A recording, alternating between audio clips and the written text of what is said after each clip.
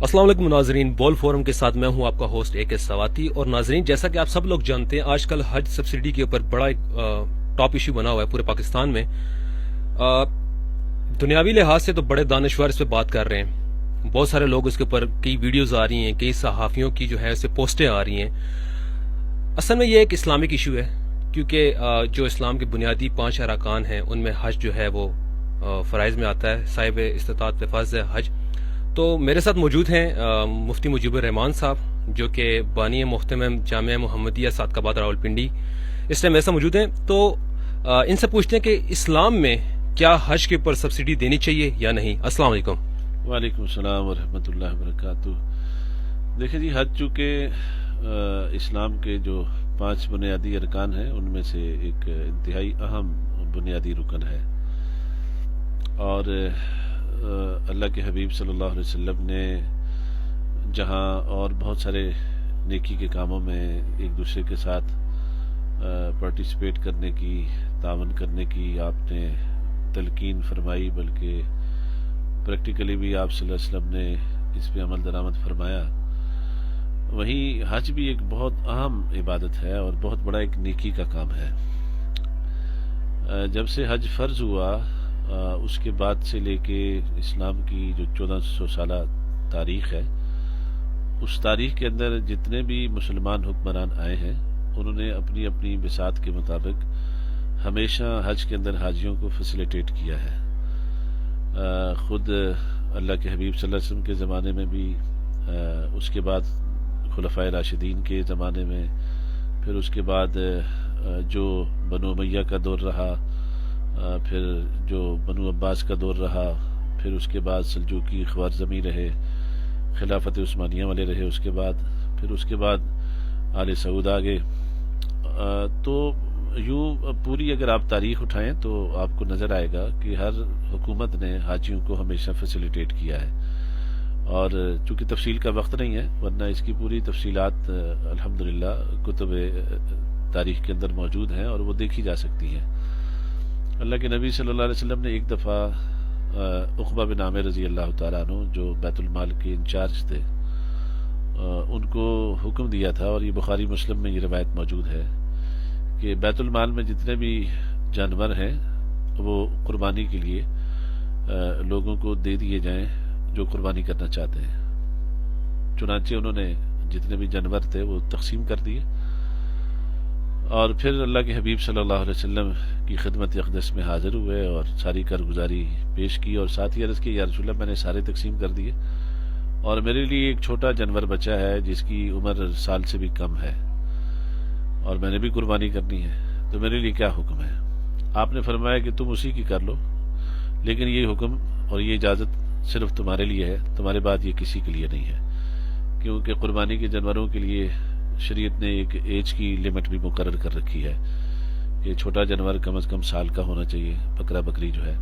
इससे कम का हो तो नहीं लगता कुर्बानी में। इस हदीस से पता चलता है कि किसी भी फरीज़े की अदायगी में अगर किसी के साथ कोई ताउन किया जाए तो ये तावनु अलल बिर्रि वत तक़वा जो कुरान का हुक्म है, उसकी रोशनी में भी ये बिल्कुल जायज़ है,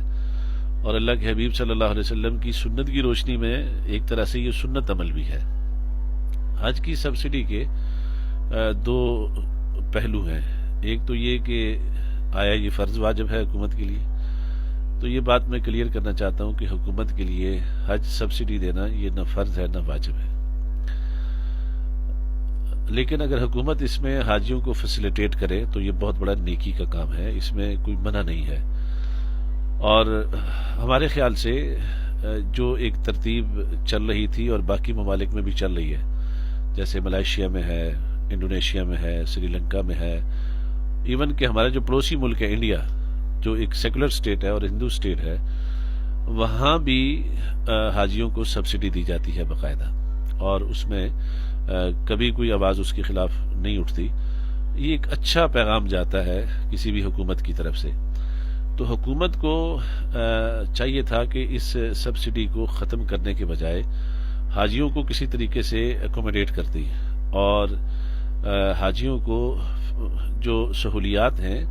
वो सहूलियात फराहम करने में कुछ अपनी तरफ से हिस्सा डालती। اسی کو سبسڈی کہا جاتا ہے. ہمارے ہاں یہ جو کہا جا رہا ہے کہ حج چونکہ صاحب استطاعت پہ فرض ہے، لہٰذا جو صاحب استطاعت ہیں وہ حج کریں. اگر حج مہنگا ہو گیا ہے تو ان کی استطاعت سے نکل گیا ہے تو ان کو پریشانی ہونے کی کیا ضرورت ہے. یہ بات اپنی جگہ تو ٹھیک ہے کہ حج صاحب استطاعت پہ فرض ہے، لیکن جس طرح یہ بات درست ہے اسی طریقے سے اس پہلو پر بھی غور کرنے کی ضرورت ہے کہ اگر حج صاحب استطاعت پہ فرض ہے، حکومت اس استطاعت میں اگر حاجیوں کو پارٹیسپیٹ نہیں کر سکتی تو حکومت کو وہ استطاعت لوگوں سے چھیننی بھی نہیں چاہیے. یہ بھی حکومت کے لیے جائز نہیں ہے. جو استطاعت لوگوں کی تھی حکومت اس میں اضافہ کر کے حج کے خرچے میں اضافہ کر کے حاجیوں سے اس استطاعت کو چھین رہی ہے کہ ایک دم سے 1.5 لاکھ کا اضافہ کر دیا گیا. ہمارے ہاں یہ چیز ہر آدمی جانتا ہے کہ جو لوگ حج کرنا چاہتے ہیں اس کے لیے وہ پائی پائی جوڑتے ہیں. اور سرکاری حج ایک ایسا حج ہے کہ جس میں وہ لوگ زیادہ جاتے ہیں کہ جو بڑی مشکل سے سالوں کی محنت کے بعد اپنی ایک پونجی اکٹھی کرتے ہیں اللہ کے گھر کی زیارت کے لیے، اللہ کے حبیب صلی اللہ علیہ وسلم کے شہر کی زیارت کے لیے. اب ان کی جب استطاعت بنی 280 کی، حکومت نے ایک دم چھلانگ ماری اور اس کو 1.5 لاکھ اضافہ کر کے اس کو بڑھا دیا. وہ لوگ جن کی استطاعت بیچاروں کی بن چکی تھی، اب ایک دم جب ان کے لیے یہ خرچہ بڑھا تو یہ خبر ان کے لیے ایک بجلی بن کے ان پہ گری اور ان کے جتنے بھی خواب تھے اور جتنی بھی ان کی نیک خواہشات تھی وہ ساری چکنا چور ہو گئی. تو حکومت اگر اس میں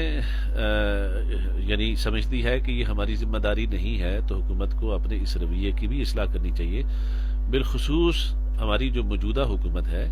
یہ ریاست مدینہ کا نعرہ لے کے آئی ہے، نظام خلافت راشدہ کا نعرہ لے کے آئی ہے. تو ریاست مدینہ بنانے کے لیے ضروری ہے کہ مدینہ جانے کا راستہ لوگوں کے لیے آسان بنایا جائے، نہ کہ اس کو مشکل بنایا جائے. جبکہ ہماری حکومت کے جو اقدامات ہیں وہ مدینہ منورہ کے راستے کو مشکل بنا رہے ہیں، مدینہ کے راستے کو دور کر رہے ہیں، بجائے اس کے کہ اس کو قریب کریں، اس کو آسان بنائیں اور ایزی اپروچ کریں لوگوں کے لیے. تو انہوں نے اس کی اپروچ کو اور بھی مشکل بنا دیا ہے. پھر دوسری طرف یہ بھی دیکھنا ہے کہ اگر آپ اخراجات کی مد میں آپ چاہتے ہیں کہ ہم کم سے کم اخراجات جو ہے وہ خزانے سے کریں اور ہمارے پاس زیادہ سے زیادہ تاکہ خزانہ جمع ہو اور ہم اس کو ملک کی فلاح و بہبود میں ہم استعمال کریں، اگر آپ اس چیز میں واقعی سنسیئر ہیں تو پھر باقی جو اخراجات ہیں بہت سارے جو غیر ضروری ہو رہے ہیں بلکہ غیر شرعی اخراجات ہو رہے ہیں، جس طرح تقریباً جو سینما گھر جو بنے ان کے لیے وہ اعلان کیا ہے. ہمارے گورنمنٹ نے اعلان کیا کہ جی ہم 1100 تک سینما بنانا چاہتے ہیں. اب ریاست یہ کون سی ریاست مدینہ ہے کہ جس میں 180 سینماؤں سے 1100 سینما ہم نے بنانے ہیں اور اس کے لیے سبسڈی کی ضرورت ہے. اگر آپ واقعی ہی غیر ضروری اخراجات بچانا چاہتے ہیں تو اس کو اگر آپ سمجھتے ہیں کہ یہ غیر ضروری خرچہ تھا تو سب سے پہلے آپ ان اخراجات کو آپ ختم کریں کہ جو اخراجات غیر ضروری بھی ہیں اور غیر شرعی بھی ہیں اور ریاست مدینہ کے 100% مخالف ہیں. پھر آپ باقی جو مذاہب کے لوگ ہیں، مینارٹیز ہیں، آپ ان کو سبسڈی دے رہے ہیں. تو جو اس ملک کی ایک اکثریتی آبادی ہے مسلمان، جو ملک لیا ہی اسلام کی خاطر لیا گیا ہے، تو اس ملک کے اندر اسلام کے ایک انتہائی اہم فریضے کی ادائیگی کے لیے بجائے اس کے کہ آپ لوگوں کو فیسیلیٹیٹ کریں، ان کے لیے آسانیاں پیدا کریں، تو آپ اور مشکلات پیدا کر کے آپ حکومت کے لیے بھی مشکلات پیدا کر رہے ہیں اور لوگوں کو بھی متنفر کر رہے ہیں اپنے ان اقدامات سے. تو اس لیے ہم حکومت سے یہ کہنا چاہتے ہیں کہ اپنے اس اعلان کے اوپر نظر ثانی کرے اور حاجیوں کو اکوموڈیٹ کرے اور ان کو جہاں تک بھی ہو سکتا ہے ان کو فیسیلیٹیٹ کرے، ان کے ساتھ جتنی بھی پارٹیسپیشن ہو سکتی ہے وہ کرے اور ایسا کوئی بھی اقدام نہ کرے جو ریاست مدینہ کے منافی ہو. اور ایسے لوگ یا ان کی ٹیم کے اندر ایسے لوگ کہ جو اس طرح کے بیانات دیتے ہیں جس کی وجہ سے لوگوں میں مذہبی حوالے سے ایک منافرت پھیلتی ہے اور لوگ جو ہے متنفر ہوتے ہیں، تو اس چیز سے حکومت کو اور ارکان حکومت کو گریز کرنا چاہیے. وہ پہلے ریاست مدینہ کے خد و خال کو سمجھیں، اس کی حقیقت کو سمجھیں اور پھر اس کے مطابق اپنی ترتیب بنانے کی کوشش کریں. جی بہت بہت شکریہ مفتی صاحب آپ کا. ایک بڑا آج کل کے دنوں میں اسپیشلی جب سے یہ مسئلہ اٹھا ہے تو بہت سارا سوشل میڈیا کے اوپر بھی لوگ اس کے اوپر بات چیت کر رہے تھے, تو آپ نے ایک اسلام کی روشنی میں ایک بہت ہی خوبصورت طریقے سے تفصیلاً آپ نے اس کے اوپر بات کی. اور میری تمام دیکھنے والوں سے یہ گزارش ہے کہ آپ نے جو مفتی صاحب کی باتیں سنی, اگر آپ ان سے اتفاق کرتے ہیں یا اپنی کوئی رائے دینا چاہتے ہیں تو کائنڈلی ہمیں ضرور نیچے کامنٹ بھی کریں, ان باکس بھی کریں, اور اس ویڈیو کو آپ زیادہ سے زیادہ شیئر کریں. جزاک اللہ.